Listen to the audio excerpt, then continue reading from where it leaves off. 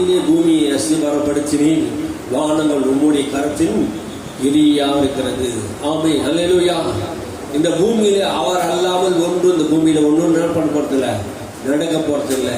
அவர் தான் இந்த பூமி என்ன பண்ணாரு, ஆதியிலே அஸ்திபாரப்படுத்தினார். ஆமே, இந்த பூமிக்கு அஸ்திபாரத்தை கர்த்தர் போட்டார். உலகம் இல்லை, வானம் இல்லை, பூமி இல்லை, எதுவுமே கிடையாது. இந்த பூமிக்கு அஸ்திபாரத்தை போட்டார். அஸ்திபாரம்னு நமக்கு தெரியல, அஸ்திபாரம் தெரியல. எதில் அஸ்திபாரம் போடணும் நமக்கு தெரியும். பூமியில குழியை நோண்டி அதில் கம்பி கட்டி அது மேலே நம்ம என்ன பண்ண போறோம், ஒரு பில்டிங் கட்டணும்னா அதை தாங்குவதுக்கு அஸ்திபாரம். ஆனா இந்த பூமியே ஒரு அஸ்திபாரம் கொடுக்கிறான்னா அது என்ன அஸ்திபாரம் தெரியுமா? வார்த்தை என்கிற அஸ்திபாரத்திலே. அல்லேலூயா. தமது வார்த்தையினாலே உலகங்களை உண்டாக்கினார். ஆமே, அல்லேலூயா. நம்முடைய அஸ்திபாரம் எது? கிறிஸ்து. அல்லேலூயா. நம்முடைய அஸ்திபாரமாகிய கிறிஸ்து மேலே நம்ம என்ன பண்றோம், கட்டப்பட்டு கொண்டு இருக்கிறோம். அல்லேலூயா. வார்த்தையிலே கட்டப்பட்டு இருக்கிறோம். உன் வாழ்க்கை வார்த்தையினால் கட்டப்பட்டு இருக்குமானால் அது என்றைக்கும் அசைக்கப்படாது. அல்லேலூயா. நீ தேவனால் உயர்த்தப்பட வேண்டும் என்றால் உன் அஸ்திபாரம் வார்த்தையினாலே கட்டப்பட்டு இருக்கணும். உலகங்களை தேவன் வார்த்தையினாலே உண்டாக்கினார், அதுக்கு அஸ்திபாரத்தை போட்டார். ஆமே, இந்த உலகத்தை ஆண்டவர் அஸ்திபாரம் போட்டு தாங்கி கொண்டு இருக்கிறார். உன்னையும் அவர் தாங்குவார். வானங்கள் உம்முடைய கரத்தின் கிரியா இருக்கிறது. ஆண்டவர் இந்த வானத்தை எல்லாம் படைக்கும் போது அவருடைய கிரியா இருக்கிறது என்று வேதம் சொல்றது. வெயிலெல்லாம் ஒழிந்து போகும், நீரோ நிலைத்திருப்பேன். எது? இந்த பூமி ஒழிந்து போகுமா? இந்த வானமும் கொண்டோ ஒரு நாள் என்ன பண்ணுமா, ஒழிந்து போகும். ஆனா நீரோ ஒழிந்து போவதில்லை. ஆமே, அல்லேலூயா. இந்த வானம் ஒழிந்து போறது கிடையாது, இந்த பூமியோ ஒழிந்து போவது கிடையாது. ஆனா அவைகள் ஒழிந்து போனாலும் கூட நீ என்ன பண்ண மாட்டீங்க, ஒழிந்து போவதில்லை. அல்லேலூயா. கர்த்தர் அழிவில்லாதவர். ஆமே, அவர் அழிவில்லாதவர், அவருக்கு அழிவு கிடையாது. மரித்தேன் உயிரோடு கூட எழுந்தேன் என்று சொன்னார். ஆமே, இந்த உலகத்திலே அவர் உயிரோடு கூட இருக்கிறார். ஆமே, நம்மை காக்கும்படியாக அவர் மாறாதவராக இருக்கார். நீரோ மாறாதவராக இருக்கிறீர். உமது ஆண்டுகள் முடிந்து போவதில்லை. நம்முடைய ஆண்டுகள் தான் முடிந்து போயிடும், நம்முடைய காலங்கள் தான் முடிஞ்சு போயிடும்.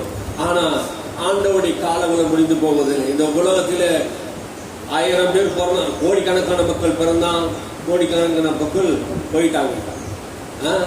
வாழ்ந்தவர் கோடி, மறைந்தவர் கோடி. யாரும் இந்த பூமியில நிக்கல. வாழ்ந்தவர் எவ்வளவு கோடி, மறைந்தவர் எவ்வளவு கோடி. யாரும் இந்த பூமியில் நிக்கல. ஆனா நம்முடைய தேவன் ஆதியும் அந்தவுமா இருக்கிறார். அல்லேலூயா. அவர் முடிவில்லாத தேவனாய் இருக்கிறார். நீரோ மாறாதவை. உமது ஆண்டுகள் முடிந்து போவதில்லை. கர்த்தருடைய ஆண்டுகள் ஒரு நாள் முடிந்து போவதில்லை. நம்முடைய ஆண்டுகள் முடிந்து போவதில்லை. நம் கர்த்தரோடு கூட என்றென்றைக்கும் நாம் நிலைத்து இருப்போம். ஆமே, அல்லேலூயா. கர்த்தர் தாமே இந்த வாக்குத்தத்த வார்த்தைகளை எல்லாம் ஆசீர்வதிப்பாராக. கர்த்தர் உங்களுக்கு சீக்கிரத்தில் இறங்குவார். ஆமே, எத்தனை பேர் இறக்கம் செய்வார்கள் என்று நம்புறீங்க? ஆமே, கர்த்தர் உனக்கு தயவு செய்கிற நாட்கள் குறித்து வைத்திருக்கிறார். ஆமே, தயவு செய்கிற நாட்கள், உனக்கு வைத்திருக்கிற நாட்கள், உனக்கு குறித்த நாட்களை நிறைவேற்ற அவர் வல்லவராக இருக்கிறார். ஆமே, அவர் குறித்ததை நிறைவேற்றவராக இருக்கிறார். ஆமே, சென்ற வாரத்தை நாம் படித்தோம். பரிசுத்த ஆவியானவரை குறித்து நாம் படித்தோம். நாம் தேவனுடைய ஆலயமா இருக்கிறோம் என்று, தேவனுடைய ஆவியானவர் நமக்குள்ளே வாசமா இருக்கிறார் என்று நீங்கள் அறியாது இருக்கிறீர்களா என்று குறித்து நாம் படித்தோம். தொடர்ந்து ஒரு 3 வாரங்களாக பரிசுத்த ஆவியானவரை குறித்து நாம் அவருடைய கிரியை குறித்து நாம் படித்துக் கொண்டு வருகிறோம். இந்த நாளிலும் கூட இந்த பரிசுத்த ஆவியானவரை குறித்து நாம் அறிந்து கொள்ள வேண்டும் என்பது திருச்சபையினுடைய கோட்பாடா இருக்கிறது. ஆமே, அல்லேலூயா. முக்கிய குறிக்கோளே சபை என்றாலே இந்த பரிசுத்த ஆவியானவருடைய ஆளுகைக்கு உட்பட்டதுதான் சபை. ஆமே, இந்த சபையை ஆளுகை செய்கிறவர் பரிசுத்த ஆவியானவர் என்பதை நீங்கள் அறிந்து கொள்ளுங்கள். ஆவியானவர் இல்லாத சபை அது கிறிஸ்து இல்லாத, பலன் இல்லாத ஒரு சபையா இருக்கிறது. கிறிஸ்துவின் ஆவி இல்லாதவன் அவனின் பலன் இல்லாத ஒரு சரீரத்தின் அடையாளமா இருக்கிறது. அப்போது ஆவியானவர் இல்லை என்றால் அங்கு பாவங்கள் வாசம் செய்யும், அங்கு வியாதிகள் வாசம் செய்யும். ஆகையால் ஆவியானவர் தான் சபைக்கு இன்னைக்கு என்ன பண்றாரு, கண்காணிப்பா இருக்கிறார். இயேசு பரிசுத்த ஆவியானவரை குறித்து அநேக சத்தியங்களை இந்த பூமியிலே அவர் வெளிப்படுத்தியிருந்தார். இன்றைய நாளிலே பரிசுத்த ஆவியானவர் திருச்சபையின் கண்காணிப்பா இருக்கிறார். இந்த ஆவியானவரை குறித்து அநேக மக்கள் அறியாது இருக்கிறார்கள். இந்த கடைசி நாட்களிலே திருச்சபையில் இருக்கிற மக்கள் பரிசுத்த ஆவி உண்டு என்பதை இன்னைக்கு என்ன பண்ணல, அறிந்து கொள்ளல. பரிசுத்த ஆவியானவர் இருக்கிறார் என்பது சத்தியமே தெரியல. ஆவியானவர் இயேசு தெரியுது, ஆனா ஆவியானவரை அவர் பெற்றுக்கொள்ளாமல் இருக்கிற வாழ்க்கையை நாம் இன்று பார்க்கிறோம். இன்னைக்கு நிறைய சத்தியங்கள் அவர் போதித்தாலும் இந்த ஆவியானவர் இல்லாமல் ஒருவன் போதித்தால் அவருடைய பேச்சு எப்படி இருக்கும் என்றால் சத்தம் இடுகிற ஓசையை போலதான் இருக்கும். ஆமே, என்ன சத்தமா பேசலாம், ஆனா அது கிரியை செய்யாது. ஆவியானவர் எந்த திருசபையிலே கிரியை செய்கிறாரோ அந்த இடத்துல தான் ஆண்டவர் அவரோட பேச முடியும். ஆமே, பெரிய திரள் கூட்டமோ சிறு கூட்டமோ குறைவான கூட்டமோ அப்படி கிடையாது. தனி நபரோடு கூட ஆண்டவர் பேசுவார். அல்லேலூயா. திரளான கூட்டத்தோடு ஆண்டவர் பேசுவார். ஆமே, நீங்க தேவனுக்கு கீழ்ப்படிய வேண்டும் என்பது ஆவியானவருடைய சித்தமா இருக்கிறது. பாருங்க, நீங்க தேவனுக்கு கீழ்ப்படியணும், ஆவியானவரை நீங்க பெற்றுக்கொள்ளணும். ஆமே, பரிசுத்த ஆவியானவர் பெறாமல் சபைக்குள்ள இருப்பீர்கள்னா சீக்கிரத்திலே இந்த பரிசுத்த ஆவியானவரை நீங்கள் பெற்றுக்கொள்ளுங்கள். எப்படி பெற்றுக்கொள்வதற்கான வழிகளை இந்த நாளை நாம் பார்க்க போறோம். அல்லேலூயா. கேட்கணும், பரிசுத்த ஆவியானவரை நாம் கேட்கணும். பாருங்க, பரிசுத்த ஆவியானவர் சபைகளிலே வேலை செய்து கொண்டு இருக்கிறார் இன்னைக்கும். ஆமே, அப்போஸ்தலனாகிய பவுல் எபேசு பட்டணத்திலே அவர் புறப்பட்டு போகும்போது அப்போஸ்தலர் நடவடிக்கை 19ஆம் அதிகாரத்தை நீங்கள் எடுத்துக்கொள்ளுங்கள். எபேசு பட்டணத்திலே அவர்கள் புறப்பட்டு போன போது 19ஆம் அதிகாரத்தை நீ வாசிக்கணும். அப்போது 1ஆம் வசனத்திலிருந்து, அப்பல்லோ என்பவன் கொரிந்து பட்டணத்திலே இருக்கையில் பவுல் மேடான தேசங்கள் வழியாய் போய் எபேசுவுக்கு வந்தான். அங்கே சில சீஷரை கண்டு, நீங்கள் விசுவாசிகளான போது பரிசுத்த ஆவியை பெற்றீர்களா என்று கேட்டான். அதற்கு அவர்கள், பரிசுத்த ஆவி உண்டு என்பதை நாங்கள் கேள்விப்படவே இல்லை என்றார்கள். அப்பொழுது அவன், அப்படியானால் நீங்கள் எந்த ஞானஸ்தானம் பெற்றீர்கள் என்றான். அதற்கு அவர்கள், யோவான் கொடுத்த ஞானஸ்தானம் பெற்றோம் என்றார்கள். அப்பொழுது பவுல், யோவான் தனக்கு பின் வருகிறவராகிய கிறிஸ்து இயேசுவின் விசுவாசிகளாய் இருக்க வேண்டும் என்று ஜனங்களுக்கு சொல்லி மனம் திரும்புதலுக்கு ஏற்ற ஞானஸ்தானத்தை கொடுத்தானே என்றான். அதை கேட்டபோது அவர்கள் கர்த்தராகிய இயேசுவின் நாமத்தினாலே ஞானஸ்தானம் பெற்றார்கள். ஆமென். அல்லேலூயா. அப்போலோ என்பவன் கொரிந்து பட்டணத்திலே மேலான பகுதியில் இருக்கையிலே, அப்போது பவுல் என்பவன் தேசங்களில் அவன் சுற்றி போய் எபேசு என்கிற பட்டணத்துக்கு வந்தபோது, அவன் சபைகளிலே சுற்றுப்பயணம் வந்தபோது அவன் கண்காணிக்கிறான் சபைகள் எல்லாம் எப்படி இருக்கிறது என்று. அப்போது அவன் பார்க்கும்போது சில விசுவாசிகளை பார்த்து கேள்வி கேட்கிறார். என்ன கேள்வி? நீங்கள் பரிசுத்த ஆவி பெற்றீர்களா என்று கேட்டபோது அதற்கு அவர்களுடைய பதில், பரிசுத்த ஆவி உண்டு என்பதை நாங்கள் இன்னும் கேள்விப்படவில்லை. பரிசுத்த ஆவி உண்டு என்பதை அவர்கள் கேள்விப்படாத விசுவாசிகளாக இருந்தார்கள். இன்னைக்கு அநேக திருச்சபைகளிலும் அநேக ஆதி சபைகளில் இருந்தது போல இன்னைக்கு இல்ல. பாருங்க, ஆவியானவரை குறித்து இன்னைக்கு நிறைய சபைகளில் போதிக்கிறது இல்லை. ஆகையாலே விசுவாசிகளுக்கு பரிசுத்த ஆவியானவர் இருக்கிறாரா இல்லையா என்பது இன்னைக்கு அறியாமல் இருக்கிறார்கள். அதற்கு தான் அந்த பவுல் அங்கே போய் கேட்கிறார், நீங்க பரிசுத்த ஆவியானவர் அபிஷேகத்தை பெற்றீர்களா? ஏன் பரிசுத்த ஆவியானவரை பெற்றீர்களா என்று கேட்டார். பரிசுத்த ஆவியானவர் வேதத்தில் முக்கியமானவராக இருக்கிறார். நீங்கள் கிறிஸ்துக்குள்ளே உங்களை உருவாக்கக்கூடிய ஆவியானவரா இருக்கிறார். உங்களை பலப்படுத்துகிற ஆவியானவரா இருக்கிறார். கிறிஸ்துவுக்காக சாட்சியா வாழ ஆவியானவர் உதவி செய்கிறார். இந்த ஆவியானவர் இல்லாமல் ஒருவன் கிறிஸ்துவ வாழ்க்கை வாழ்வது வீணான வாழ்க்கையா இருக்கும். ஆகையினால் ஆவியானுடைய பலன் வேண்டும் என்பதை இங்கே பவுல் பேசுகிறதை பார்க்கிறோம். இயேசு தம்முடைய சீஷர்களுக்கு இந்த பரிசுத்த ஆவி இல்லாமல் நீங்கள் எருசலேம் விட்டு போகக்கூடாது என்று சொல்லி அவர் எச்சரித்தார். காரணம் என்ன? அவருடைய பலன் அடைய வேண்டும் என்று சொன்னார். அவர்கள் பலன் இல்லாமல் ஊழியத்தை செய்யக்கூடாது. ஆமே, பரிசுத்த ஆவியானவர் வரும்போது நீங்கள் பலன் அடைவீர்கள் என்று வேதம் சொல்கிறது. ஆவியானவர் எங்கே வருகிறாரோ அங்கே பலன் உண்டாகிறது. அது வரைக்கும் அவர்கள் பலவீனமா இருப்பார்கள். ஆனா ஆவியானவர் ஒரு மனிதனுடைய வாழ்க்கையில் வரும்போது அவன் பலன் உள்ளவனாக மாற்றுகிறார். ஆகினாலே உன்னை பலசாலியாக மாற்ற விரும்புகிறார். உன்னை யூதாவிலும் சமாரியாமல் பூமி கடைசி பரியந்தமோ அவருக்கு நீங்கள் சாட்சியாக வாழ்வதற்கு இந்த பரிசுத்த ஆவியானவர் உங்களை பலப்படுத்துகிற ஆவியானவராக இருக்கிறார். ஆகினாலே பரிசுத்த ஆவியானவர் இல்லாமல் எந்த காரியத்தை நம்மளால செய்ய முடியாது என்பதை நீங்கள் அறிந்து கொள்ள வேண்டும். ஆகினால் பரிசுத்த ஆவியானவரை நீங்கள் பெற்றீர்களா? உங்களை பார்த்து ஆண்டவர் இந்த நாள் கேட்கிறார், நீங்கள் பரிசுத்த ஆவியை பெற்றீர்களா? அப்படி பரிசுத்த ஆவியை பெறாமல் இருந்தீர்கள் என்றால் என்னை தனமே நீங்கள் பரிசுத்த ஆவியை பெறும்படியாக ஆவியானவர் உங்களுக்கு எச்சரிக்கிறார். அல்லேலூயா. நீங்கள் பரிசுத்த ஆவியானவரை பெற்றுக்கொள்ள வேண்டும். நாம் சரீரத்திலும் ஆவியிலும் ஆத்துமாவிலும் கர்த்தரை மகிமைப்படுத்த வேண்டும் என்றால் இந்த பரிசுத்த ஆவியானவர் பெற வேண்டும். ஐயா, இந்த பரிசுத்த ஆவியானவர் பெறுவதற்கு நான் என்ன செய்யணும் அப்படின்னு நீங்க கேட்டீங்கன்னா, இந்த பரிசுத்த ஆவியான் வரங்களை பெறுவதற்கு உங்கள் வாழ்க்கையில் நீங்க தாகமா இருக்க வேண்டும். ஆமென். ஆண்டவரே, இந்த பரிசுத்த ஆவியின் வல்லமை என் மேல் நிரப்பும்படியாக நீங்க கேட்பீர்கள் என்றால் நாங்கள் உங்கள் மேல் கைகளை வைப்போம் என்றால் ஆவியானவர் நீங்க பெற்றுக்கொள்ள முடியும். அல்லேலூயா, அல்லேலூயா.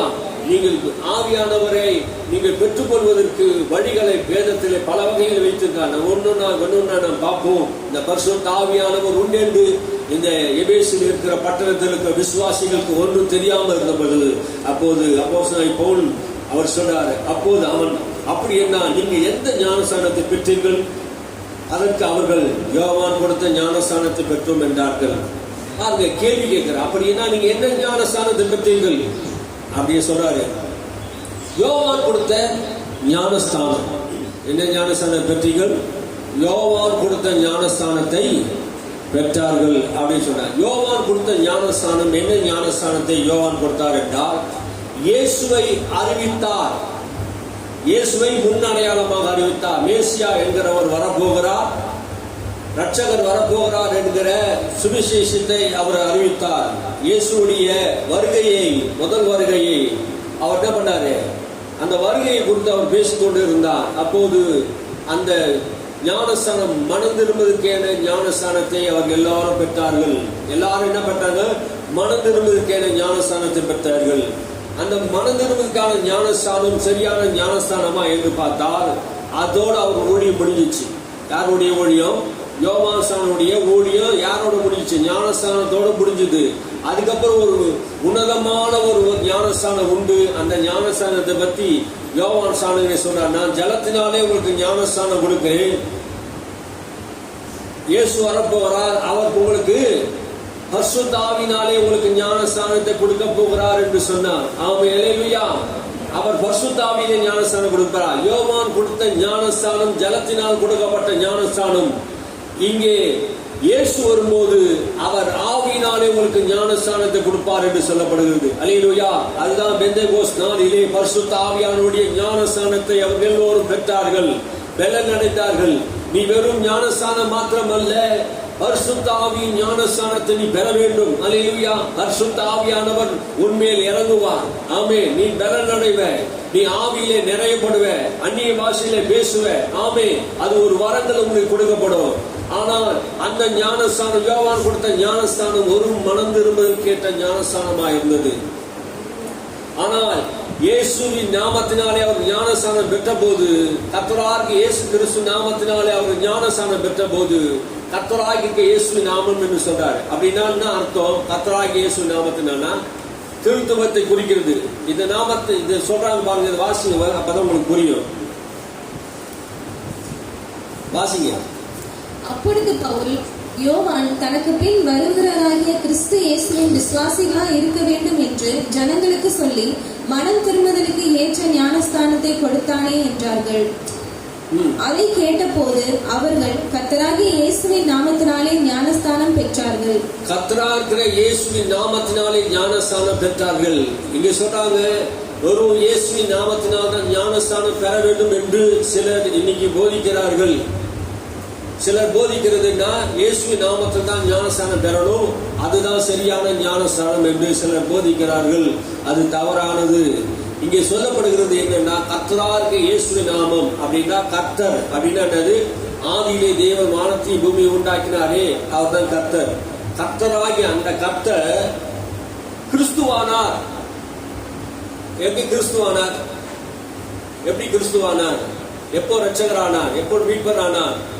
அப்போ நம்முடைய கர்த்தராய் இருக்கிற அவர் மூலமாக இயேசு கிறிஸ்து நாமத்தில் ஞானஸ்தானம் பெறும். கர்த்தராகிய இயேசு கிறிஸ்து நாமத்தினாலே ஞானஸ்தானத்தை பெற்றார்கள். அப்படின்னா திருத்துவத்தை குறிக்கிறது. இங்க மூன்று தெய்வத்தை குறிக்கிற மாதிரி இங்க காட்டுறாரு. பிதா குமாரன் பரிசுத்தாவினாலே நீங்கள் ஞானஸ்தானத்தை கொடுங்கள் என்று இயேசு தமது வாயினால் கட்டளையிட்டார். ஆமென். ஞானஸ்தானம் என்பது திருத்துவத்திலே பிதா குமாரன் பரிசுத்தாவி நாமத்தினாலே எடுக்கிற ஞானஸ்தானம் தான் கரெக்டான ஞானஸ்தானம். இங்கே கர்த்தராகிய இயேசுவின் நாமம் என்று சொல்லப்படும் போது, இங்கே ஆதியிலே வானத்தை பூமியை உண்டாக்கினாரே, அப்போது அவர் பேர் என்ன? கர்த்தர். அவர் என்ன சொல்றாரு? கர்த்தராகிய இயேசுவின் நாமத்தினாலே ஞானஸ்தானத்தை பெற்றார்கள். அப்போ அவர் கர்த்தர், இயேசுவின் நாமத்தினாலே, அவர் இயேசு மாம்சத்தில் வந்ததுனாலே கிறிஸ்துவாக்கப்பட்டார். ஆமென், அல்லேலூயா, இரட்சகராக்கப்பட்டார். அப்படி என்றால் மூன்று துவத்தையும் காட்டுகிறது. கர்த்தராகிய இயேசு கிறிஸ்து நாமத்தினாலே ஞானஸ்தானத்தை பெற வேண்டும் என்றால் பிதா குமாரன் பரிசுத்தாவின் நாமத்தினாலே ஞானஸ்தானம் பெறணும் என்று வேத வல்லுநர்கள் சொல்றாங்க. ஆகினாலே இயேசு நாமத்தினால் அல்ல, திருத்துவ நாமத்தினால், கர்த்தராகிய இயேசு நாமத்தினால் ஞானஸ்தானம் பெற வேண்டும். அபிஷேகம் என்றால் குறித்தல் என்ற அர்த்தம். அல்லேலூயா. தேவன் யார் மேலே குறித்து வைத்தாரோ அவன் மேலே அபிஷேகம் பண்ணுவது. ஆமென். ஆதி காலங்களிலே, பழைய ஏற்பாடு காலத்திலே யாரை தேவன் அபிஷேகம் பண்ணுவார் என்றால், யாரை ஆண்டவர் அபிஷேகம் பண்ணுவார்? யாரை ஆண்டவர் பழைய ஏற்பாடு காலத்தில் யாரை அபிஷேகம் பண்ணார்? யாரை அபிஷேகம் பண்ணார் தெரியுமா? 3 பேர்களை அபிஷேகம் பண்ணாங்க. ராஜாக்களை அபிஷேகம் பண்ணாங்க, ஆசாரியர்கள் அபிஷேகம் பண்ணாங்க, தீர்க்கதரிசிகளை அபிஷேகம் பண்ணாங்க. அப்போ அபிஷேகம் என்பது யாருன்னா, தேவன் தம்முடைய வல்லமையும் அதிகாரத்தையும் அவர் மேலே வைக்கிறார். அதிகாரத்தை குறிக்கிறது. அபிஷேகம் என்ன குறிக்கிறது? அதிகாரத்தை குறிக்கிறதா இருக்கிறது. அப்போ ஒரு மேல் அபிஷேகம் இருந்தால் நமக்கு அதிகாரம் இருக்குது. நம்ம ஏன் ஆண்டவர் அபிஷேகத்தை வைக்கணும்னு விரும்புகிறார்? அபிஷேகம் என்ன செய்யும் என்றால், அபிஷேகம் அதிகாரத்தை வெளிப்படுத்தக்கூடியதா. என்ன அதிகாரம்? இயேசுக்கு என்ன அதிகாரம் இருந்ததோ அதே அதிகாரம். ஆமென், அல்லேலூயா. இயேசு நசரேயனாகிய இயேசு கிறிஸ்து தேவன் பரிசுத்தாவினால் வல்லமையினால் நிரப்பினபடினால் அவருக்கு அதிகாரம் இருந்தது. பரிசுத்த ஆவியின் அபிஷேகம் இருக்கும் போது அந்த அதிகாரம் எது மேல அதிகாரம்? சாத்தான் மேல் அதிகாரம், வியாதி மேல் அதிகாரம், நோயின் மேல் அதிகாரம், இயற்கை மேல் அதிகாரம். ஆமென். சத்துரு கொண்டு வரும் எல்லாத்தின் மேல் அதிகாரத்தை குறிக்கிறது. அந்த அபிஷேகம் தான் நுகங்களை குறிக்கும், கட்டுகளை உடைக்கும். ஆமென்.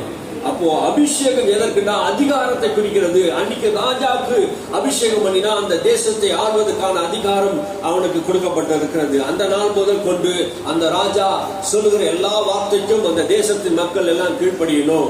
ஆமென். அது அதிகாரம். ராஜா சொல்லுகிறதை கேட்கணும். ராஜாவின் முகத்துக்கு விரோதமா யார் எதுவும் பேசிக்க முடியாது. பாருங்க, தீர்க்கதரிசிக்கு ஒரு அபிஷேகம் கொடுத்தா அந்த தேசத்துக்கு அவன் தீர்க்க தரிசனத்தை உரைப்பான். கர்த்தருடைய வார்த்தை அவன் உரைக்கக்கூடியவனா இருந்தான். அல்லேலூயா. அவன் தேசத்துக்கு தீர்க்கதரிசியா இருந்தான். எரேமியா, எசேக்கியேல், ஏசாயா, இப்படி பல தீர்க்கதரிசிகள் இருந்தாங்க.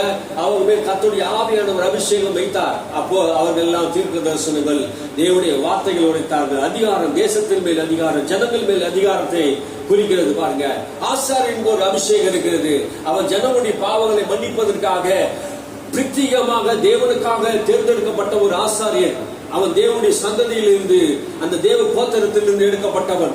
ஆமென். அவனை கர்த்தர் அபிஷேகம் பண்ணி வைத்திருந்தான். இந்த 3 ஜனங்களும் பழைய ஏற்பாடு காலத்தில் அபிஷேகம் பண்ணி வைத்திருந்தா அந்த 3 பேர் தான் பழைய ஏற்பாடு காலத்திலே தேவனால் குறிக்கப்பட்டவர்கள் என்று வேதம் சொல்லுது. ஆனா புதிய ஏற்பாட்டு காலத்திலே அப்படி ஒரு தனிப்பட்ட முறையிலே யாரையும் தெரிந்து கொள்ளவில்லை.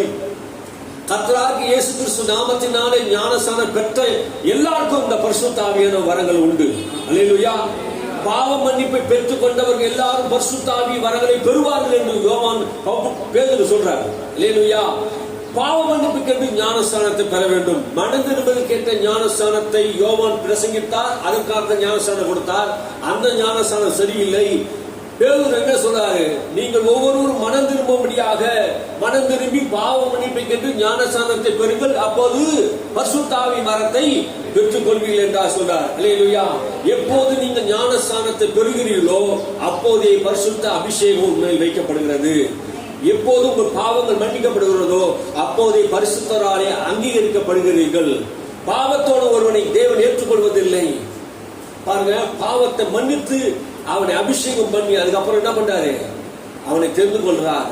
அல்லேலூயா. ஒவ்வொருக்கும் கர்த்தருடைய ஆவியானவர் அபிஷேகத்தை வைத்திருக்கிறார். ஆனா அந்த அபிஷேகத்தை நீங்கள் கொண்டு வரணும். நீங்கள் பிதா குமாரன் பரிசுத்த ஆவி நாமத்தினாலே ஞானஸ்நானம் பெறும்போது, கர்த்தராகிய இயேசு கிறிஸ்து நாமத்திலே நான் சொல்றது, கர்த்தராகிய இயேசு நாமத்தினால் பிதா குமாரன் பரிசுத்த ஆவி நாமத்தினாலே நீங்க ஞானஸ்நானம் பெறும்போது, பாவ மன்னிப்பு கண்டு ஞானஸ்நானம் பெறும்போது ஆவியை பெற்றுக் கொண்டீர்கள். ஆமே. அப்ப ஞானஸ்நான திருமுழுக்கு எடுக்கும் போது அப்ப என்ன பண்ணுது? அந்த ஆவியானவரை நமக்குள்ள தேவன் வைத்திருக்கிறார். அல்லேலூயா. நீங்க தேவனுடைய பிள்ளைகள் என்று கர்த்தராகிய இயேசுவை ஏற்றுக்கொண்ட போது நீங்க அத்தனை பேர்களும் தேவனுடைய பிள்ளைகள் ஆகும்படி அவர் உங்களுக்கு அதிகாரத்தை கொடுக்கிறார். என்ன அதிகாரம்? பிள்ளை என்கிற அதிகாரம். குமாரனுடைய ஆவி நமக்கு ஊற்றப்பட்டு இருக்கிறது. ஆமென். அல்லேலூயா. குமாரனுடைய ஆவி. இதுவரைக்கும் உங்களுக்கு குமாரனுடைய ஆவி இல்ல, அடிமையின் ஆவி இருந்தது, பாவியின் ஆவி இருந்தது. பாருங்க, அந்த ஆவியினாலே நம்ம என்ன பண்ண முடியும்? கடவுளுக்கு வர முடியல. எப்போது இயேசுவை ஏற்றுக்கொண்டோமோ அப்போதே நமக்கு இருதயத்திலே குமாரனுடைய ஆவி ஊற்றப்பட்டு விட்டது. அல்லேலூயா. குமாரனுடைய ஆவி என்றால் கிறிஸ்துவின் ஆவி. ஆமென். அல்லேலூயா. அதுதான் குமாரனுடைய ஆவி.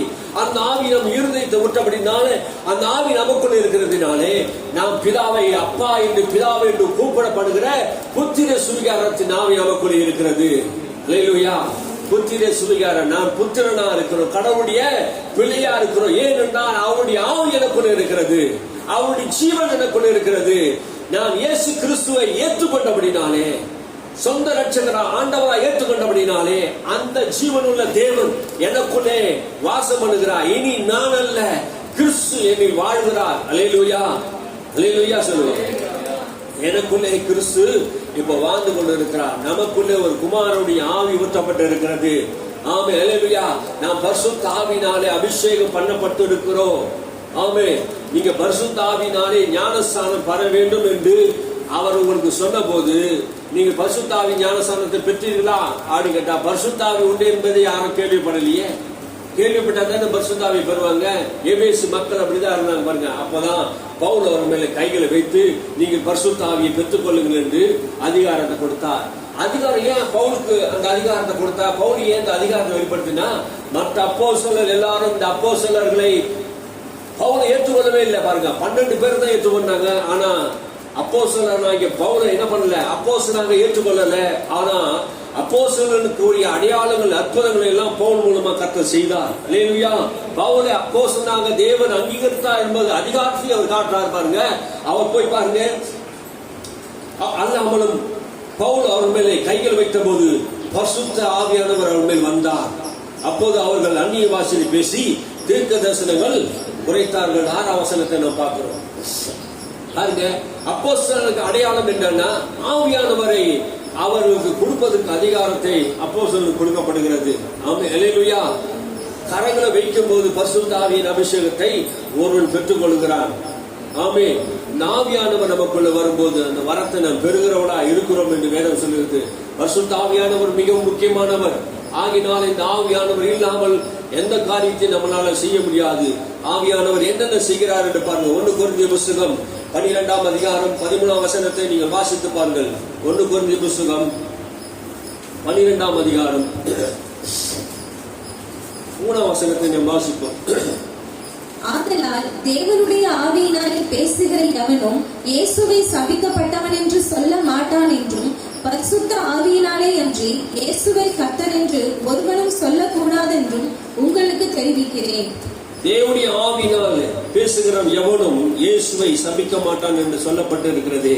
அப்போ தேவனுடைய ஆவியினாலே, தேவனுடைய உதவினாலே அன்றி நாம் என்ன பண்ண முடியாது? இயேசுவை கர்த்தர் என்று சொல்ல முடியாது. ஆமென்.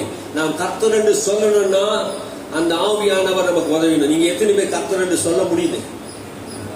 எல்லாரும் சொல்ல முடியுதா? அப்ப நீங்க அவரால் அபிஷேகம் பண்ண, கர்த்தரால் அபிஷேகம் பண்ணப்பட்டவர் தான். ஆமென். கர்த்தர் என்று சொல்லுகிறான்னா, அவன் வாயை தந்தை கர்த்தாவே என்று சொல்றான்னா அந்த ஆவி அவனுக்கு கொடுக்கப்பட்டு இருக்கிறது. அல்லேலூயா. அதுதான் சொல்றாரு. அதனால் தேவனுடைய ஆவி நான் பேசுகிற எவனும் இயேசு சபிக்கப்பட்டவன் என்று சொல்ல மாட்டான் என்றும், பரிசுத்த ஆவியின் உதவி என்று தமிழ் அப்படிதான் பரிசுத்த ஆவி உதவி என்று இயேசுவை கர்த்தர் என்று ஒருவனும் சொல்லக்கூடாது என்று உங்களுக்கு தெரிவிக்கிறேன். அல்லேலூயா. அந்த ஆவியானவர் இல்லாமல் யாரும் என்ன பண்ண முடியாது? இயேசுவை கர்த்தர் என்று சொல்லவே முடியாது. அல்லேலூயா. இந்த ஆவியை பெற்றவர் என்ன பண்ணுவானா, கர்த்தரை உயர்த்தி பேசுவான். அல்லேலூயா.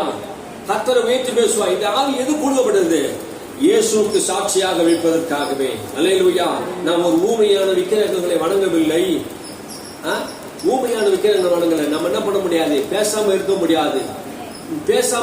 நம்ம இந்த இயேசு பத்தி என்ன பண்ண முடியும்? ஒவ்வொருவருக்கும் சொல்ல முடியும். ஏன்னா நாம் விக்கிரகத்தை வணங்கல, கர்த்தராகிய இயேசு பத்தி இருக்கிறோம், சொல்றோம். அதனால என்ன பண்ண, உரத்த சத்தமா நம்ம பேசுவோம், சொல்லுவோம். பேசாம இருந்தா நம்ம சபிக்கப்பட்டவனா இருப்போம். அது விக்கிரமூர்த்தி எந்த பேச முடியாது பாருங்க. விக்கிரகத்தை மனைவி இருந்தோம், அப்போ நம்ம எல்லாம் பேச முடியுது, அதை குறித்து பேச முடியல. இன்னைக்கு இயேசு குறித்து நம்ம என்ன பண்ணலாம்? தாராளமா பேசலாம், சத்தமா பேசலாம், உரத்த சத்தமா பேசலாம். ஆமே, அல்லேலூயா. கர்த்தருடைய ஆவியே அன்றி ஒருவனும் கர்த்தரென்று சொல்லவே முடியாது. ஆமே, அல்லேலூயா. அந்த ஆவி கர்த்தர் நமக்கு கொடுத்திருக்கிறார். 2 கொரிந்தியர் புஸ்தகம் 5ஆம் அதிகாரம் 2 கொரிந்தியர் 5ஆம் அதிகாரம் 16 வசனத்தை வாசிக்கிறோம். ஆகையால் இது முதற்கொண்டு நாங்கள் ஒருவனையும் மாம்சத்தின்படி அறியோம், நாங்கள் கிறிஸ்துவையும் மாம்சத்தின்படி அறிந்திருந்தாலும் இனி ஒருபோதும் அவரை மாம்சத்தின்படி அறியோம். பாருங்க, ஆகையால் இது முதற்கொண்டு நாங்கள் ஒருவரையும் மாம்சத்தின்படி அறியோம், நாங்கள் கிறிஸ்துவையும் மாம்சத்தின்படி அறிந்திருந்தாலும் இனி ஒருபோதும் அவரை மாம்சத்தின்படி அறியோம். என்ன சொல்ல வர்றாரு பவுல்? என்ன சொல்றாரு? இது முதல் கொண்டு ஒருவனும் நான் என்ன பண்ண மாம்சத்தின்படி அறியேன். ஒருத்தனையும் கூட என்ன பண்ண மாட்டேன், மாம்சத்தின்படி நான் என்ன பண்ண மாட்டேன், இயேசுவை அறிந்து கொள்ள மாட்டேன். மாம்சத்தின்படி அறிதல் என்றால் என்ன? இயேசு எருசலேமிலே மரியாளுடைய வயிற்றிலே யோசேப்புக்கு மகனாக பிறக்கப்பட்டார். பரிசுத்த ஆவியின் பலத்தினாலே பிறக்கப்பட்டார். அவனுக்கு இயேசுவுக்கு எத்தனை பேர் இருந்தாங்க? சகோதரர் இருந்தாங்க, 6 பேர் இருந்தாங்க. அவங்க குடும்பம் இருந்தது, எல்லாரும் இருந்தாங்க. இயேசு நாசரத்தில் பிறந்தவர் என்பதை அவங்க அறிந்திருந்தாங்க. அங்க இருந்த யூதர்கள், அங்க இருந்த பரிசேயர்கள், சதுசேயர்கள், ஆயக்காரர்கள், ரோமாபுரியில இருக்க எல்லா மக்களும் எப்படி இருந்தாங்க? இயேசுவை எப்படி இருந்தாங்க? ஒரு ஊர்ல ஒருத்தர் இயேசு, நம்ம ஊர்ல இயேசு பிறந்துட்டாருன்னா அவங்க எப்படி இருந்திருப்பாங்க? இயேசு தான் இது மரியாளுடைய குமாரன், யோசேப்புடைய மகன் என்னப்பட்டார். இவர் என்ன பண்ணாரு? தேவாலயத்துக்கு போனா அங்க பரிசேயர்களோட பேசினா, எல்லாம் காரியங்கள் செய்தார். எல்லாரும் இவங்க எப்படி இருந்தாங்கன்னா மாம்சத்தின்படியா இருந்தாங்க. மாம்சத்தின்படியா இருந்தாங்கன்னா என்னது? இயேசுவை தேவகுமாரன் அறியல. அவங்க குமாரன் சொன்னாங்க, ஆனா அவங்க சொன்ன குமாரன் அல்ல. அவங்க என்ன சொன்னாங்க? மாம்சத்தில் பிறந்த குமாரன் சொன்னாங்களே தவிர இவர் தேவகுமாரன் சொல்லல. ஆமே, பரலோகத்துக்கு வந்த குமாரன் இவங்க அறியல. அதனால தான் சொல்றாரு, நாங்க மாம்சத்தின்படி அறிந்தாலும் இயேசு எங்களுக்கு தெரியும், யாரும் தெரியும். நாங்க சின்ன வயசுல இருந்து பார்த்திருக்கிறோம். அவர் எங்க ஊர் தான், எங்க ஊர் மக்கள் தான், எல்லாம் தெரியும் எனக்கு. ஆனாலும் இனி நான் மாம்சத்தின்படி அறியோம். அதான் சொல்றாரு. ஆக இது முதல் கொண்டு நாங்கள் ஒருவனையும் மாம்சத்தின்படி அறியோம், நாங்கள் கிறிஸ்துவ மாம்சத்தின்படி அறிந்திருந்தாலும் இனி ஒருபோதும் மாம்சத்தின்படி அறிய மாட்டோம். எத்தனை கவனிக்கிறீங்க? புரியுதா நான் சொல்றது? புரியுதா? மாம்சத்தின்படி அறியக்கூடாது, ஆவியினாலே அறியணும். அல்லேலூயா. கர்த்தராகிய இயேசு எப்படி அறியணும்? ஆவியினாலே அறியணும். எதற்காக நம்ம ஆவியினால் அறியணும்? இவர் என்ன செய்தார்? 14 வசனத்திலிருந்து வாசி பாருங்க. கிறிஸ்துவனுடைய அன்பு எங்களை நெருங்கி ஏறுகிறது. ஏனென்றால் எல்லாருக்காகவும் ஒருவரை மரித்திருக்க எல்லாரும் மரித்தார்கள் என்றும். பாருங்க, கிறிஸ்து மரித்தார், உயிர்த்தெழுந்தார். இதுவரைக்குமே யோசித்து பார்க்க முடியாத ஒரு காரியத்தை இங்க செய்திருக்கிறார். என்ன செய்திருக்கிறார்னா, கிறிஸ்துவின் அன்பு எங்களை நெருக்கி ஏவுகிறது. ஏன்னா நான் மாம்சத்தின்படி கிறிஸ்துவை நாங்க பார்த்துட்டோம், ஒரு தச்சை நாங்க பார்த்துட்டோம், ஒரு மரியாதை குமாரனை பார்த்துட்டோம். ஆனா இந்த இயேசு மரத்திலே தூக்கப்பட்டு கொலை செய்யப்பட்டு 3ஆம் நாள் உயிரோட கூட எழுந்துட்டார். அவர் எங்களுக்காக மரித்துட்டார், எங்களுக்காக ஜீவன் கொடுத்துட்டாரு. இப்ப பார்த்தா இயேசுவை பார்த்தா இவர் தான் தேவகுமாரன், இவர் தான் மேசியா, இவர் தான் கடவுள். இவரை நாங்க இதுவரைக்கும் எப்படி பார்த்துட்டோம்? மாம்சத்தின்படி பார்த்துட்டோம். ஆனா இவர் செய்த செயலை பார்த்தா இவர் மாம்சத்தின்படி, இவர் மனுஷகுமாரன் அல்ல, இவர் தேவகுமாரன். அல்லேலூயா. அதை என்ன பண்ணாங்க? அறிந்து கொண்டாங்க. எப்போ அறிந்து கொண்டாங்க? சிலுவையில் அறையப்பட்ட போது அவர் கண்கள் திறக்கப்படுது. ஒரு சீஷர் கண்கள் திறக்கப்படுது. மெசியா மரிக்க போறாரா, சிலுவையில் அறைய போறாரா, இதெல்லாம் எழுதி இருக்கிறது என்று சொன்ன போது அவருடைய இருதயம் என்ன பண்ணுது? கொழுந்து விட்டு, வேத வசனத்தை விலக்கி காட்டின போது அவங்க இருதயம் என்ன பண்ணுச்சு? கொழுந்து விட்டு எரிந்தது. அல்லேலூயா. அப்போதான் அவங்க என்ன பண்ணுதுங்க? மணக்குங்க. அது வரைக்கும் அவங்க மாம்சத்தின்படி அவர்கள் என்ன பண்ணாங்க? உணர்ந்தார்கள் தவிர அவர் சத்தியத்தின்படி அவங்க அறியல. நாம் எப்படி அறியணுமா? சத்தியத்தின்படி ஆவியில அறிந்து கொள்ளணும். அதான் சொன்னாரு. 15ஆம் வசனம், நாம் பிழைத்திருக்கிறவர்கள் இனி தங்களுக்கென்று பிழைத்திராமல் தங்களுக்காக மரித்து எழுந்தார். வாசிங்க. தங்களுக்காக மரித்து எழுந்திருக்கிறவர்க்கென்று பிழைத்திருக்கும்படி அவர் எல்லாருக்காகவும் மரித்தார் என்றும் நிதானிக்கிறோம். எல்லாருக்காகவும் அவர் மரித்தார் என்று இப்போ நாங்க என்ன பண்றோம்? நிதானிக்கிறோம். நிதானிக்கல. நிதானிக்காதெல்லாம் அவங்க என்ன பண்ணிட்டாங்க? கிறிஸ்துவ என்ன பண்ணாங்க? பரிசுத்தமான தெய்வத்தை சிலுவையிலே அறைந்து கொலை செய்தார்கள். நிதானிக்க தெரியல. யூதர் என்ன பண்றாங்க? நிதானிக்கல. ஏன் நிதானிக்கலன்னா, அவங்க என்ன பண்ணாங்க? கிறிஸ்துவை மாம்சத்தின்படி அறிந்தபடினாலே அவங்க என்ன பண்ண? நிதானிக்க மறந்துட்டாங்க. அப்போ நிதானித்திருந்தானா மகிமை கிறிஸ்துவ சிலுவையை அறிந்திருப்பார்களா? இயேசுவை சிலுவையில் அறிந்திருப்பார்களா? இவர் தான் தேவகுமாரன் என்று சொல்லியிருந்தா, அவர் தான் கடவுள், அவர் தான் வந்திருக்கிறார், அவர் தான் மேசியா என்று தெரிஞ்சிருந்தா அன்னைக்கு யூதர்கள் சிலுவையில் அறிந்திருப்பார்களா? ரோமர்கள் சிலுவையில் அறிந்திருப்பார்களா? அறிந்திருக்க மாட்டாங்களே. அறியாததினாலே அவர்கள் கொலை செய்தார்கள். ஆமே ஆமே. அதனாலதான் சொல்றாரு, மாம்சத்தின்படி நாங்கள் அறிய மாட்டோம். இனி கிறிஸ்துவானவர் மரித்தோரோடு உயிரோடு கூட எழுந்துட்டாரு. இனி நாங்கள் கிறிஸ்துவ என்ன பண்ண மாட்டோம்? மாம்சத்தின்படி நாங்கள் அறிய மாட்டோம். அவர் மாம்சத்தில் பிறந்தாரு, அவர் தான் மேசியா, அவர் தான் ரட்சகர் என்று நாங்கள் அறிகிறோம். 17 வாசிப்போம். இப்படி இருக்க இப்படி இருக்க எப்படி இருக்க கிறிஸ்து மரித்தோரோடு உயிரோடு கூட எழுந்திருக்க. இப்படி இருக்க ஒருவன் கிறிஸ்துவுக்குள் இருந்தால் புது சிருஷ்டியா இருக்கிறான். பழையவைகள் ஒழிந்து போயின, எல்லாம் புதிதாயின. எல்லாம் பழைய செல்லம் புதுசாயிடுச்சு. ஆமே அல்லேலூயா. இனி எனக்குள்ள வாசமா இருக்கிறவர் கிறிஸ்து தான். நான் இப்ப அவருக்காக பிழைத்திருக்கிறேன். எனக்குள்ள வாழ்க்கையில இருந்து எல்லாம் பழைசெல்லாம் சிலுவையில் அறையப்பட்டாயிடுச்சு. எல்லாம் சிலுவையிலே ஒழிந்தது. எல்லாம் சிலுவையில் அறையப்பட்டது. என்னுடைய பாவம் சிலுவையிலே சுமக்கப்பட்டது. என்னுடைய சாபம் சிலுவையிலே சுமக்கப்பட்டது. என்னுடைய அக்கிரமம் சிலுவையிலே சுமக்கப்பட்டது. என்னுடைய அநியாய சாபங்கள் எல்லாம் சிலுவையை சுமக்கப்பட்டது. அதெல்லாம் என் வாழ்க்கையில் இருந்தது பாருங்க. அதெல்லாம் கிறிஸ்து என்ன பண்ணிட்டாரு? ஒழிய பண்ணிட்டாரு. அதெல்லாம் சிலுவையில அழிய பண்ணிட்டாரு. இப்போது நான் புது சிருஷ்டியா இருக்கிறேன். புது சிருஷ்டினா பழைய பாட்டில வாழ்ந்த எல்லா மக்களுக்கும் சாபம் பின்தொடர்ந்தது. இப்போ கிறிஸ்து நமக்காக சாபமாகி பாவமாகி என்னை மீட்டு கொண்டாடுறதுனாலே இப்ப நான் என்ன ஆயிட்டேன்? புதிய சிருஷ்டியா மாறிட்டேன். அல்லேலூயா. புது சிருஷ்டியா மாறிட்டேன். எனக்குள்ள இப்போ அவருடைய ஜீவன் எனக்குள்ள வந்துச்சு. இனி நான் மாம்சத்தின்படி இல்லை, இப்ப ஆவின்படி நான் பிழைத்து இருக்கிறேன். இனி நான் அல்ல, கிறிஸ்து என்னில் வாசமா இருக்கிறார். அல்லேலூயா. எனக்குள்ள கிறிஸ்து வாசமா இருக்கிறார். எனக்குள்ள ஆவியானவர் இருக்கிறார். என் வாழ்க்கையில இருந்த பழைய காரியங்கள், பழைய பாவங்கள், பழைய சுபாவங்கள் எல்லாம் மறைந்தது. எனக்குள்ள புதிய ஜீவன் இருக்கிறது. நான் மாம்சத்தின்படி அறிந்த இயேசு அல்ல, நான் ஆவியின்படி அறிந்திருக்கிற இயேசு எனக்குள்ள வாசமா இருக்கிறார். அல்லேலூயா. இவையெல்லாம் தேவனாலே உண்டாயிருக்கிறது. இவர் இயேசு கிறிஸ்துவை கொண்டு தம்மை தம்மோடே ஒப்புரவாக்குதலின் ஊழியத்தை எங்களுக்கு ஒப்பு கொடுத்தார். அது என்னவெனில், தேவன் உலகத்தாருடைய பாவங்களை எண்ணாமல் கிறிஸ்துவுக்குள் அவர்களை தமக்கு ஒப்புரவாக்குதலின் உபதேசத்தை எங்களிடத்தில் ஒப்புவித்தார். தேவன் உலகத்தாருடைய பாவங்களை எண்ணாமல், அப்படின்னா உலகத்தில் இருக்க எல்லா பாவத்தையும் பார்த்து அதெல்லாம் பார்க்காம கிறிஸ்துவுக்குள் அனைவரும் கிறிஸ்துக்குள்ளே அவர்களை தமக்கு ஒப்புரவாக்குதலின் ஊழியத்தை எங்களுக்கு கொடுத்தார். அப்படின்னா நான் உலகத்தாருடைய எல்லா பாவத்தையும் சிலுவையில் அவர் என்ன பண்ணாங்க? சுமந்து இப்ப அப்படியாப்பட்ட ஊழியத்தை, ஒப்புரவாக்குதல் ஊழியத்தை எங்களுக்கு கொடுத்திருக்கிறார். அல்லேலூயா. தேவன் இப்ப எப்படியாப்பட்ட ஊழியத்தை நமக்கு கொடுத்திருக்கிறார்? ஒப்புரவாக்குதல் ஊழியத்தை கொடுத்திருக்கிறார். ஆமே அல்லேலூயா. மாம்சத்தின்படி நம்ம அறியக்கூடாது இயேசுவை. ஆமே. அவர் சிலுவையில் அறையப்பட்டு 3ஆம் நாள் உயிரோடு கூட எழுந்தார் என்பதை, இவர் தான் தேவகுமார் என்பதை நாம் என்ன பண்ணணும்? ஆவியிலே உணர்ந்து கொள்ளணும். அல்லேலூயா. வேதம் அப்படிதான் சொல்லுது பாருங்க.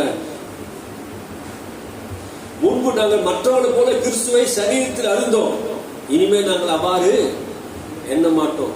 முன்பு எப்படி நாங்கள் எண்ணினோம்? கிறிஸ்துவை சரீரத்தின்படி நாங்கள் என்ன பண்ணோம்? எண்ணினோம். ஆனா இப்ப நாங்கள் என்ன பண்ண மாட்டோம்? அப்படி நாங்கள் எண்ண மாட்டோம் என்று பவுல் சொன்னதை நான் பார்க்கிறோம். பாருங்க, வாசிங்க 1 கொரிந்தியர் 1 யோவான் 2:20.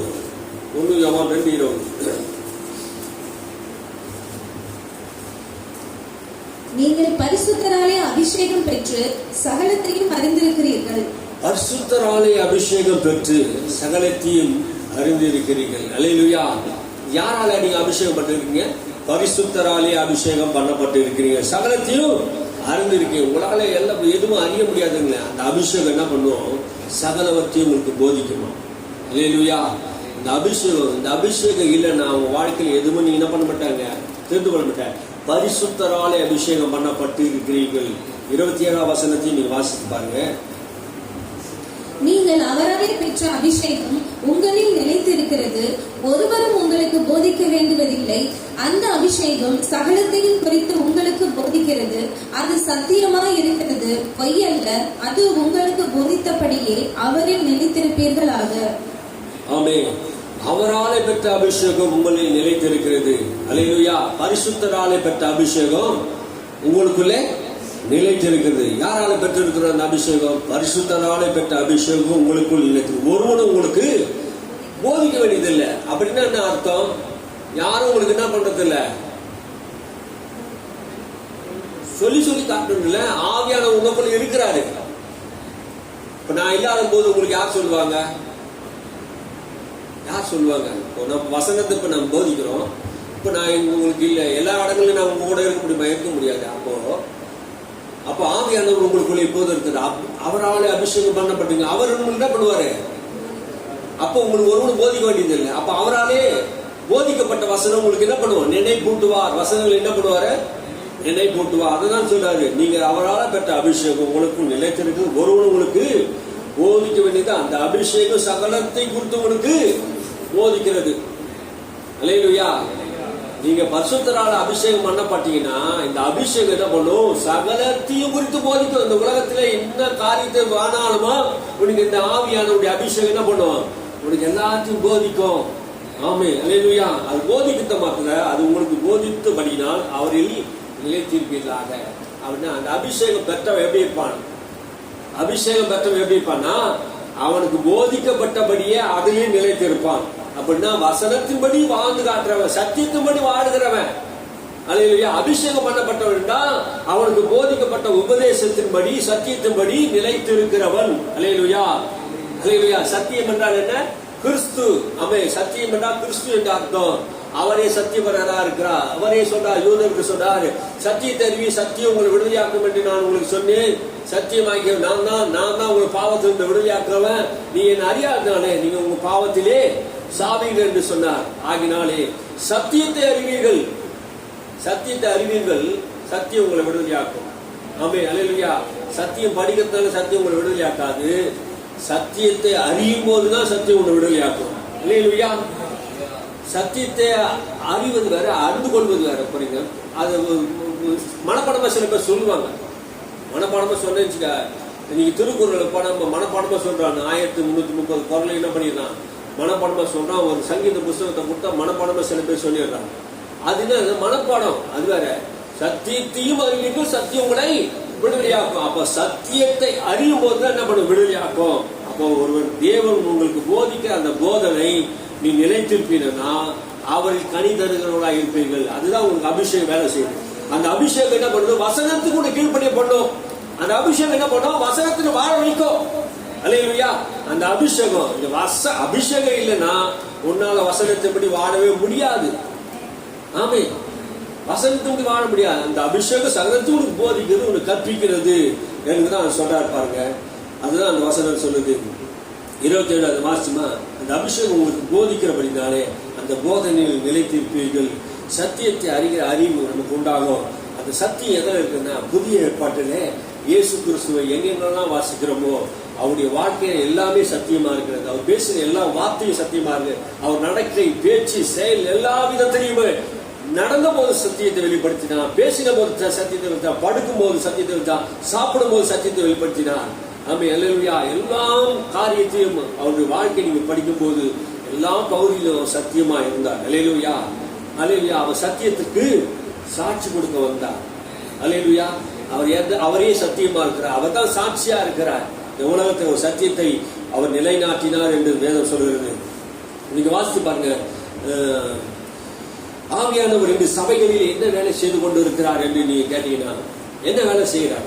ஆவியானவர் சபையில இன்னைக்கு என்ன வேலை செய்யறார்? இப்போ நமக்குள்ள இருந்து என்ன பண்றாரு? சபையில் நமக்குள்ள இருந்து சத்தியத்தை போதிக்கிறாரு. அதை கடைபிடிப்பதற்கு சத்தியத்தை நம்ம நினைவுபடுத்துறாரு. அதை நிலைத்திருப்பதற்கு அந்த அபிஷேகம் நமக்கு உதவுது. ஆனா இன்னைக்கு சபையில ஆண்டவர் ஆவியானவர் என்ன செய்யறார்? என்ன வேலை செய்து கொண்டு இருக்கிறார் அப்படின்னா, சபைக்கு அவர் எதுக்காக ஆண்டவர் கொடுக்கப்பட்டிருக்கிறார் அப்படின்னு பாத்தீங்கன்னா, யோவான் என்ன சொல்றாருன்னா, அவர் பாவத்தை குறித்து கண்டித்து உணர்த்துகிறாராம். பாவத்தை குறித்து கண்டித்து உணர்த்துகிறார். நீதியை குறித்தும் நியாய தீர்ப்பை குறித்தும் போதிக்கிறார். 3 விஷயத்தை என்ன பண்ணாரு? சபையிலே அவர் போதித்துக் கொண்டிருக்கிறார், உலகத்துக்கு போதித்துக் கொண்டிருக்கிறார். அல்லேலூயா. அப்போ பாவத்தை குறித்து அவர் போதிக்கிற ஆவியானவரா இருக்கிறார். அப்படின்னா என்ன அர்த்தம்? என்ன அர்த்தம்னா, இந்த ஆவியானவர் எங்கெல்லாம் இருக்கிறாரோ, என்ன இங்க எங்கெல்லாம் வேலை செய்யறாரோ அங்கெல்லாம் என்ன செய்யறாருன்னா, இந்த ஆவியானவர் என்ன வேலை செய்யறாரு? கவனமா கவனிங்க. இயேசுவை யாரெல்லாம் இருதயத்தில் ஏற்றுக்கொள்ளையோ, யாரெல்லாம் இயேசுவை ஏற்றுக்கொள்ளாமல் இருக்கிறாங்களோ, அவங்களுக்கு இயேசுவை ஏற்றுக்கொள்ளாது இருப்பது பாவம் என்பதை குறித்து என்ன பண்றாரு? போதிக்கிறார். அவர்கள் அவரை விசுவாசியாததினாலே பாவத்தை குறித்தோம். யாரை விசுவாசியாததினாலே? இயேசுவை அவர்கள் விசுவாசிக்காததினாலே அவர் பாவத்தை குறித்தோம். இந்த உலகத்தில் நீங்க இயேசு பத்தி பேசிக்கொண்டே இருக்கும்போது அவங்க என்ன சொல்றாரு? உலக மக்களுக்கு சொல்லி இருக்கிறார். நீங்க நினைக்கிறீங்க அவன் காரணமோட இருக்கலாம், பேச்சுல பொல்லாதவனா இருக்கலாம். ஆனா நீங்க பேசும்போது இந்த ஆவியானவர் வேலை செய்யறாரு. யாருக்குள்ள? எதிராளிக்குள்ள வேலை செய்யறாரு.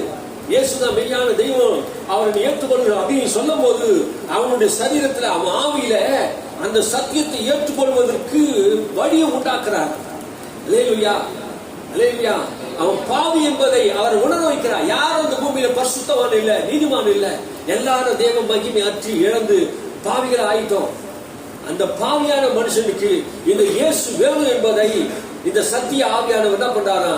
கண்டித்து உணர்த்துகிறாரா? நீ இயேசு ஏற்றுக்கொள்ளு, அப்பதான் பாவம் மன்னிக்கப்படும், பாவம் மன்னிக்கப்படும். நீ இயேசு பற்றி பேசும்போது இந்த வேலையை ஆவியானவர் செய்து கொண்டு இருக்கிறார். இப்போது வேலை செய்கிறார், உங்களுக்குள்ள அந்த வேலை செய்து கொண்டு இருக்கிறார்.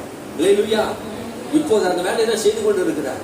நான் இயேசு பற்றி பேசும்போது செய்கிற காரியங்களை கண்டித்து உணர்த்தி அவர் என்ன பண்றாரு? அவர் பேசிக்கொண்டு இருக்கிறார். கிறிஸ்துவனை கொண்டு வர அவர் விரும்புகிறார். இதுதான் ஆவியான வேலை செய்கிறார். நீதியை கொண்டு பிரசங்கிக்கிறார். இயேசுவை ஏற்றுக்கொள்கின்றாலே வருகிற நீதி என்ன நீதி? நீ நீதியே இல்லை. ஆனா நீ இயேசுவை ஏற்றுக்கொண்டா உனக்கு நீதி உண்டு. நீ இயேசுவை ஏற்றுக்கொண்டா உனக்கு நியாய தீர்ப்பு இல்லை. ஆமே, இந்த குறித்து பல வார்த்தை சொன்ன பாருங்க. அது மறுபடியும் நீங்க கேளுங்க. ஆமே, அல்லேலூயா. நீதியை குறித்து நியாய தீர்ப்பு குறித்து எது நீதி எது அநியாயம் என்பதை எல்லாம் குறித்து என்ன பண்றாரா? இந்த ஆவியானவர் உங்களுக்கு போதிக்கிறார். நீ செய்யறது சரியா தப்பா என்பதை யாரும் என்ன பண்ணப்படுத்தல, உங்களுக்கு போதிக்க வேண்டியது இல்ல. மனசாட்சி என்ன பண்ணும்? அது சரி தப்பு என்பதை அவர் என்ன பண்றாரு? போதிக்கிறார். நியாய தீர்ப்பு குறித்து இருக்கிறார். நான் செய்து தப்புன்னா எனக்கு நியாய தீர்ப்பு என்பதை அந்த ஆவியானவர் போதிக்கிறார். ஒருவனும் என்ன பண்ணக்கூடாது, யாரும் போதிக்க வேண்டிய அவசியம் கிடையாது. அவன் மனசாட்சி அவனுக்கு போதிக்கிறது. அந்த மனசாட்சியிலே கர்த்தருடைய ஆவியானவர் இருக்கிறார். போக்கு சொல்ல அவனுக்கு இடம் கிடையாது. கடவுளை பற்றி எனக்கு யாரும் சொல்லல அப்படின்னு யாரும் என்ன பண்ண முடியாது. அந்த நியாய தீர்ப்பினால் ஒருத்தரும் சொல்ல முடியாது. அவர் தேவன் என்று அறிந்து அவரை சோத்தரிக்காம நமஸ்கரிக்காம இருந்தபடினாலே, அவர் உலகத்தை உண்டாக்கினார். சூரியன் சந்திரன் நட்சத்திரங்களை பார்த்தாலே தேவனுடைய மகிமை விளங்குது. கடவுள் இல்லைன்னு சொல்ல முடியாது. கடவுளை உணர முடியுது. சூரியனை சந்திரன் நட்சத்திரங்களை பார்க்கும்போது, காற்றையும் கடலையும் பார்க்கும்போது இப்படிப்பட்ட வல்லமை உள்ள தேவன் ஒருவர் உண்டு என்பதை அவன் மனசாட்சியில் அறிகிறான். இதை அறிந்தும் கடவுளை அவன் மாம்சத்தில் வந்த இயேசு கிறிஸ்துவை அவன் சோத்தரிக்காமல் நமஸ்கரிக்காமல் இருந்தா பாவத்தை கொடுத்து, நீதி கொடுத்து, நியாய தீர்ப்பு கொடுத்து, தண்டனை கொடுத்து அவர் உணர்த்துவார். அல்லேலூயா. ஆவியானவர் தான் சபையில செய்து கொண்டிருக்கிறார். அல்லேலூயா. எனக்குள்ள உனக்குள்ளே இந்த ஆவியானவர் பலத்த கிரியை செய்து கொண்டிருக்கிறார். பவுல் பிரசங்கித்துக் கொண்டிருக்கும்போது பிலிஸ் என்கிற ராஜாவிடத்தில் பேசிக் கொள்ளும்போது நீதி கொடுத்து நியாய தீர்ப்பை கொடுத்து அவன் பேசிக்கொண்டு இருக்கும்போது அந்த ராஜாவுடைய இருதயம் நடுநடுங்கியது. ஆமே, நடுநடுங்குது. எப்போதுதான் பரிசுத்த ஆவியிலே ஒரு மனிதன் நிரம்புறானோ அந்த மனிதன் நியாய தீர்ப்பு கொடுத்து நீதி கொடுத்து பேசுவான். அந்த ராஜா கேட்கறதுக்கு அப்படியே பயப்படுறான். ஏன்னா அந்த ராஜா இருதயத்துல பாவம் இருக்குது. நான் அந்த கேட்டா எனக்குள்ள ஒரு பாவ உணர்வு வருது. அப்படியே நடுநடுக்கிறான், திகைக்கு போகிறான். உன் பேச்சு அப்புறம் கேட்கலாம், விட்டுரு என்ன அப்படின்னு சொல்றான். பயம் வருது பாருங்க. அந்த ஆவியானவர் அந்த காரியத்தை செய்கிறார். அல்லேலூயா. தேவனை குறித்து பயபக்தியை உண்டாக்குகிறார். ஆமே, தேவனை குறித்து ஒரு பயபக்தி உண்டாக்குகிறார். இந்த ஆவியானவர் மற்றவருடைய வாழ்க்கையை மறுரூபப்படுத்துகிறார். கிறிஸ்துவானை கொண்டு வருகிறார். அல்லேலூயா. இததான் சபைக்குள்ள எனக்குள்ள இருந்து உங்களுக்குள்ள இருந்து இந்த ஆவியான வேலை செய்து கொண்டு இருக்கிறார். அல்லேலூயா. ஆவியானவர் நமக்கு மிக முக்கியமா இருக்கிறார்.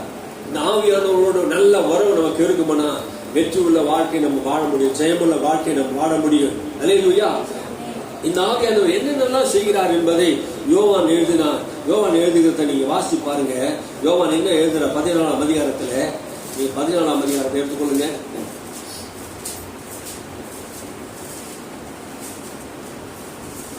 என்னென்ன செய்கிறாரு ஆவியானவர் கவனிங்க. 16 வசனத்தை வாசிப்போம். நான் பிதாவை வேண்டிக் கொள்ளுவேன், அப்பொழுது என்றென்றைக்கும் உங்களுடனே கூட இருக்கும்படிக்கு சத்திய ஆவியாகிய வேறொரு தேற்றரவாளனை அவர் உங்களுக்கு தந்தருளுவார். அப்ப பிதாவை வேண்டிக் கொள்ளும் போது இயேசு என்ன பண்றாராம்? பிதாவை வேண்டிக் கொள்வாராம். அப்போது யோவான் 14:16 பிதாவை வேண்டிக் கொள்வேன், அப்போது என்றென்றைக்கும் உங்களோடு இருக்கும்படி சத்திய ஆவியாகிய வேறொரு தேற்றவாளனை தந்தருளுவார். அல்லேலூயா. வேறொரு தேற்றவாளன். தேற்றவாளன் என்ன? தேற்றவாளன் என்ன அர்த்தம்? தேற்றவாளன் என்ன அர்த்தம்? வாழ்க்கையில கசந்து போய் மன உடைந்து போய் வேதனையோடு இருக்கும்போது நம்மளை வந்து யாருன்னா வந்து தேற்றுவாங்கல்ல, வரவழைப்பா, பயப்படாதப்பா, நான் கூட இருக்கிறேன், கலங்காத, இதை குறித்து இது பண்ணாத, பயப்படாத, கூட இருக்கிறேன்னு சொன்ன, அதுதான் தேற்றவாளன். இந்த ஆவியானவர் என்ன பண்ணுவாரா? நம்ம தேற்றவாளனா இருக்க. தேற்றவாளனா என்ன அர்த்தம்னா உதவியாளர். ஆமே, ஹெல்பர் என்ற ஆங்கிலத்தில் ஹெல்பர், உதவி செய்கிறவரா.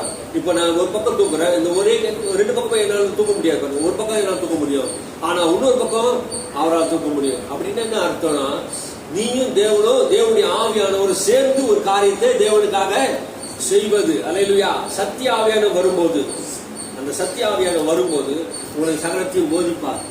ஆமா, அதான் சொல்றாரு பாருங்க. சத்திய ஆவியானவர் வரும்போது தேற்றவாளன், வேறொரு தேற்றவாளன் சொல்றாரு. ஆமே. அப்ப வேறொரு தேற்றவாளன் என்ன அர்த்தம்? இயேசு ஒரு தேற்றவாளனா இருந்தாரு, இவரோ ஒரு தேற்றவாளனா இருந்தாரு. அவர் என்னன்னைக்கு நம்ம கூட இருக்க முடியாது, அவர் மாம்சத்தில் வந்தார், ஆகினால அவர் என்னன்னைக்கு நம்ம கூட இருக்க முடியாது. ஆகினால நான் போகிறது உங்களுக்கு பிரயோஜனம் என்று சொன்னார்.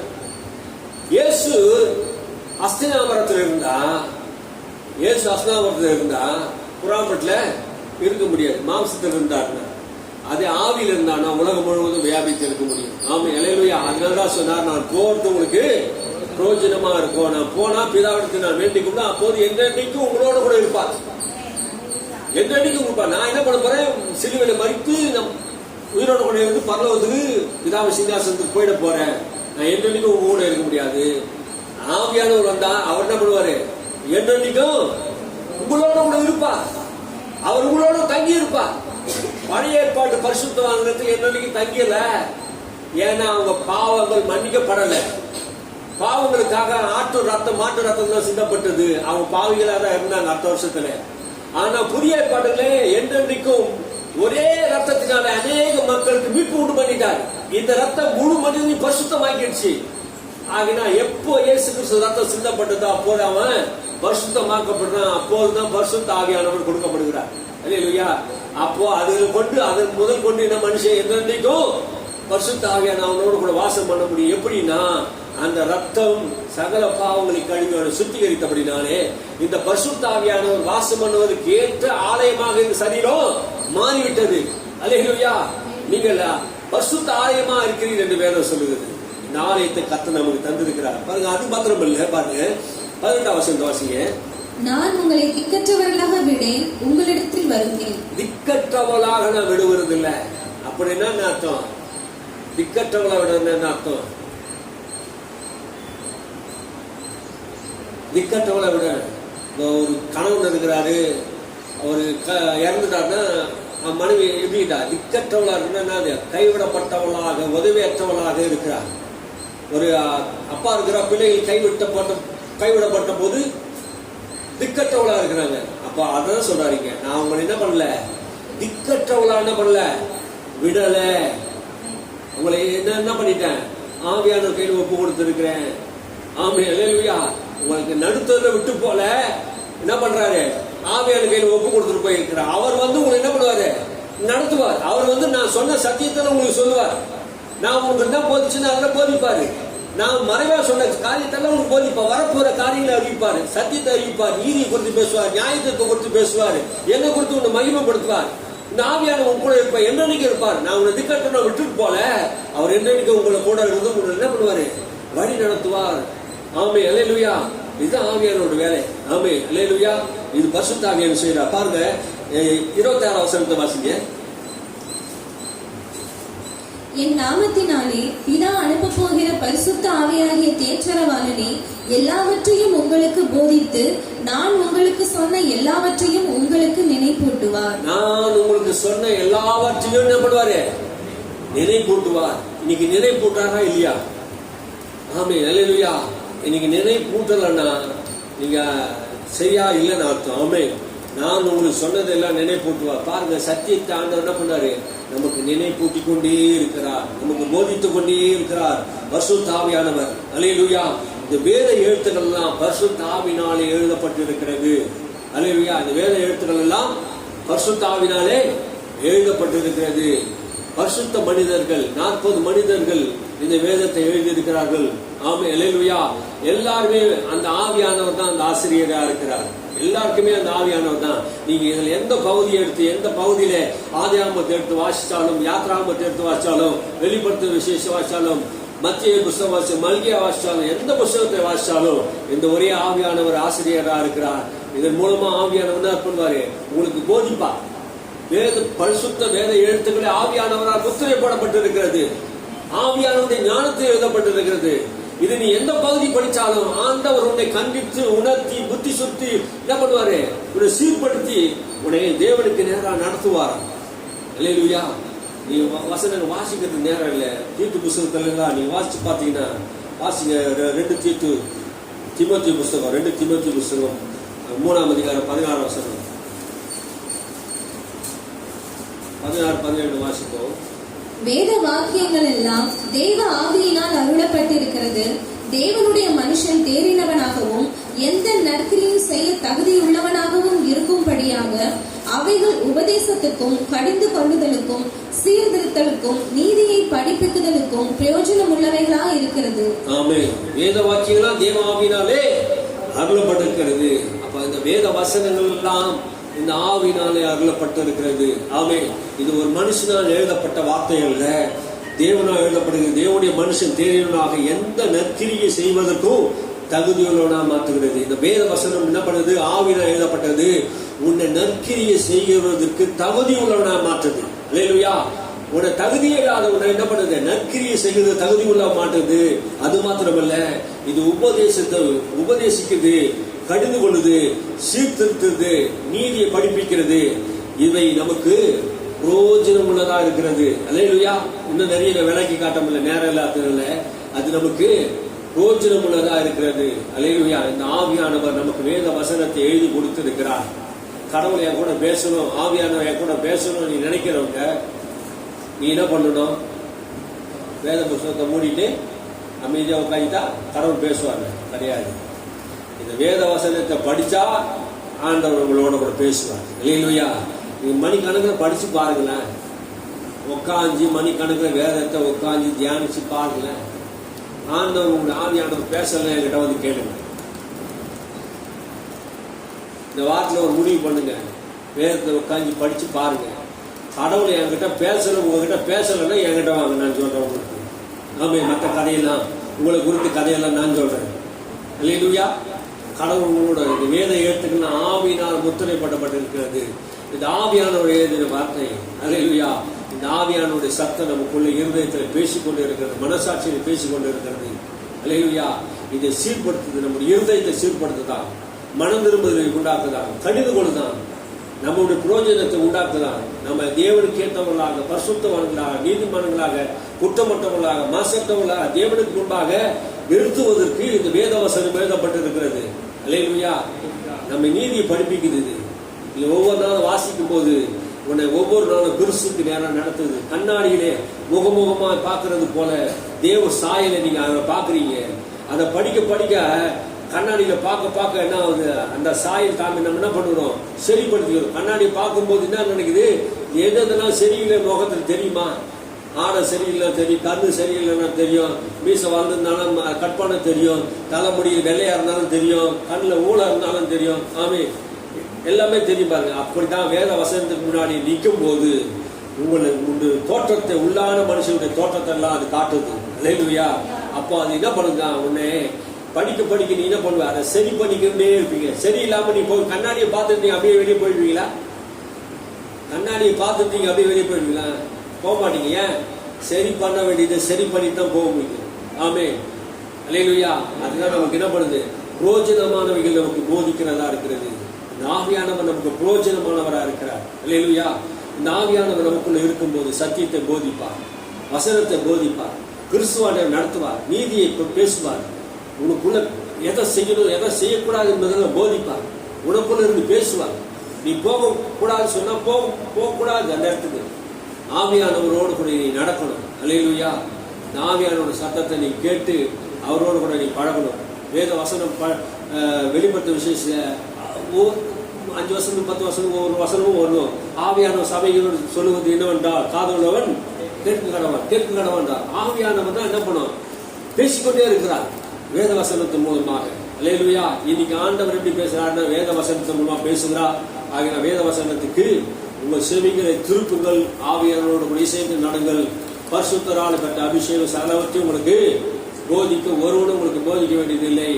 போதிக்குன்னா உங்கள் நற்கிரிகளுக்கு எதுவான காரியங்களை நடத்துது. ஆகினால் சத்தியத்தை நேசிங்கள், சத்தியம் உங்களை விடுதலையாக்கும். அல்லேலூயா. சத்திய ஆவியானவர் வரும்போது சகல சத்தியத்தை கூட உங்களை நடத்துவார். ஆமே, அவர் உங்களுக்கு போதித்து நடத்துவார். நாம் ஜெபம் பண்ணுவோம்.